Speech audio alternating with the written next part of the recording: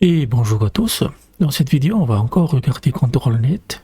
De toute façon, la plupart des nouvelles astuces et techniques, ça utilise énormément ControlNet vu ses possibilités.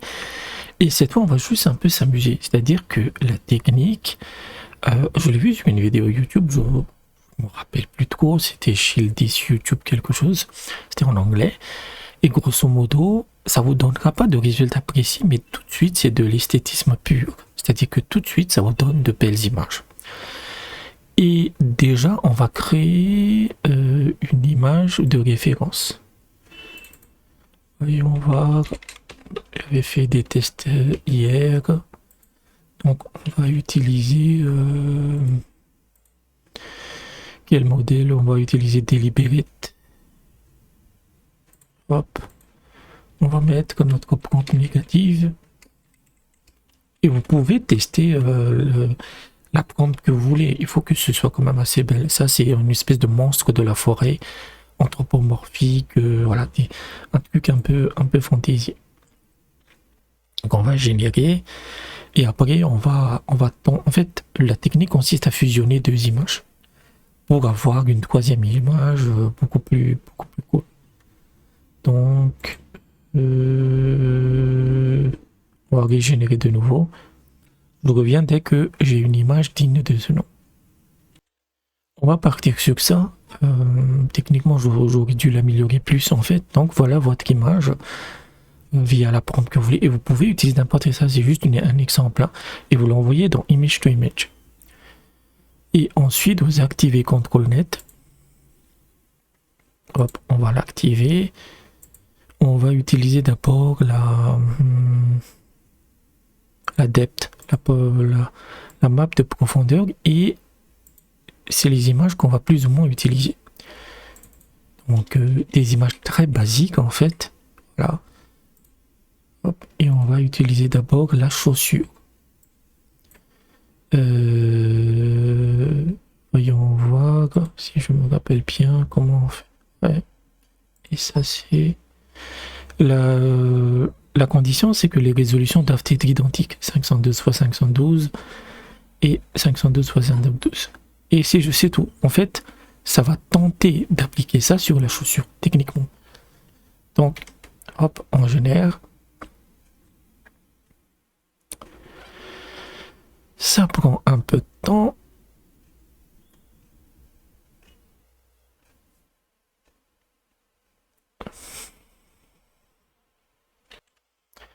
Et voilà, c'est ce qu'elle a fait. Et ça vous donne tout de suite des images. En fait, cette image, c'est appliqué sur la chaussure. Et vous pouvez jouer avec le weight, même si c'est pas recommandé, et vous pouvez tester plusieurs fois en fait. Et c'est vraiment de l'esthétisme pur.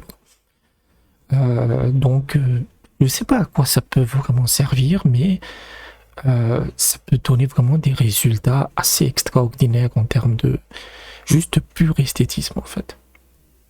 Vous pouvez tester, voilà. Vous voyez, donc le visage c'est appliqué ici. Et ça marche avec la normal map, et ça marche aussi avec la HD. C'est un peu moins avec la HD, mais ça marche aussi. Et on clique.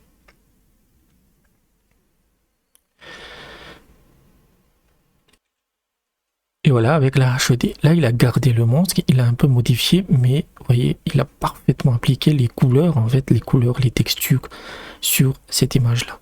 Mais comme je le dis, la HD, ça marche parfois, mais la depth, ça marche bien.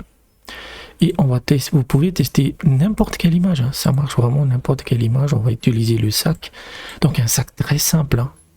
Vraiment, c'est quelque chose de très simple, et on génère.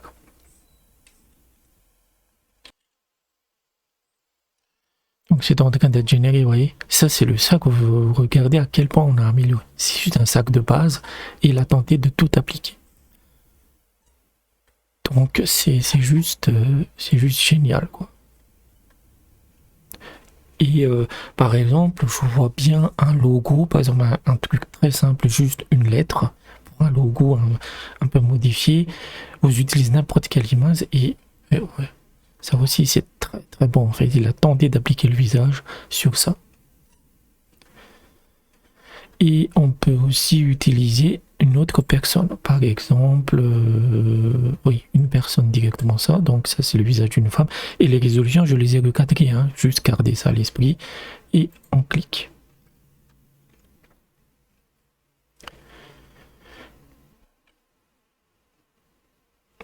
Tac, voilà.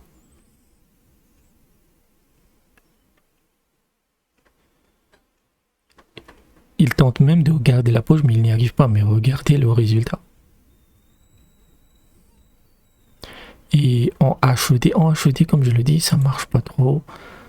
Hop, HD.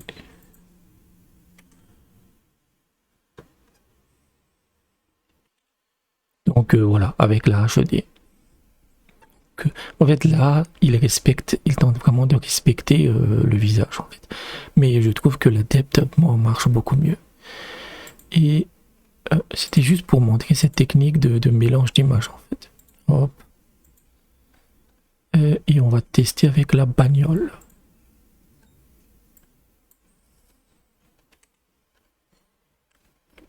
Donc si vous avez un logo et que vous avez une image de fond que vous voulez l'appliquer, ça peut vous donner tout de suite d'excellents résultats. Vous pouvez aussi tenter la normale map.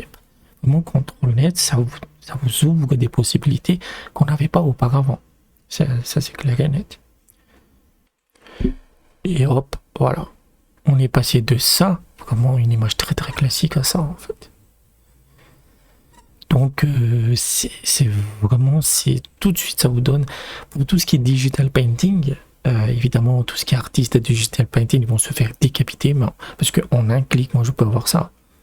Et c'est absolument démentiel.